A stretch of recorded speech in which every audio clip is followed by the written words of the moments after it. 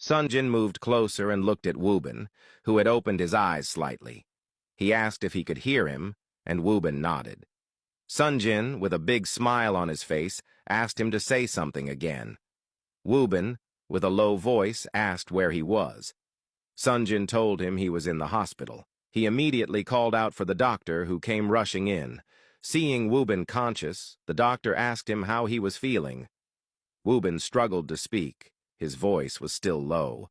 The doctor looked at Sunjin and asked him to excuse them so he could start his medical procedures on Wobin.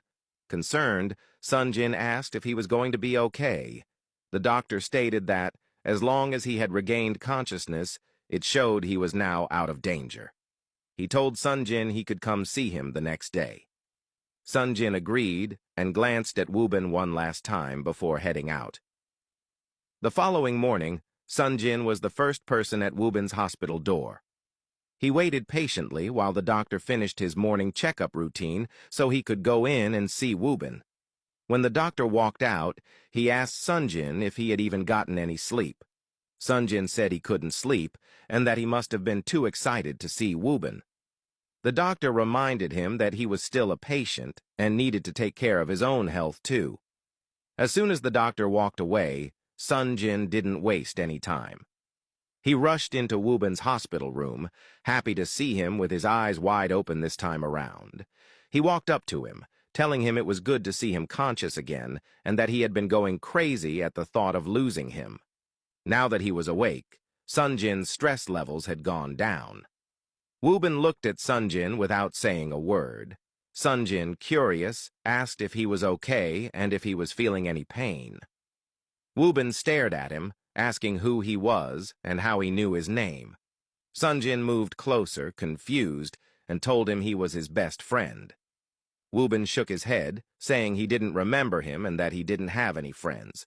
Sunjin grew worried, thinking Wobin must have lost his memory.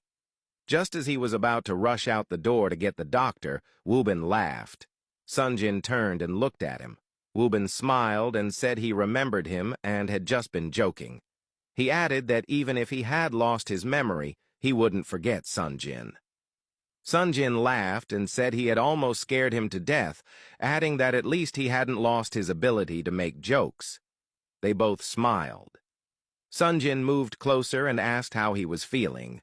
Wobin said he felt a bit weak and was still in some pain, but he hoped he would be fine in a couple of days. He asked if Kim had been caught, saying the last thing he remembered was seeing her holding a gun. Sunjin assured him Kim had been caught and that the whole world had seen what she had done. There was no way out for her this time. He admitted he felt guilty for not taking the issue seriously before something bad happened. If he had known, he would have insisted that Kim not be invited to the wedding. Wobin said it was okay, and that the good thing was she had been caught. Smiling at Wobin, Sunjin said he was really happy to see him back.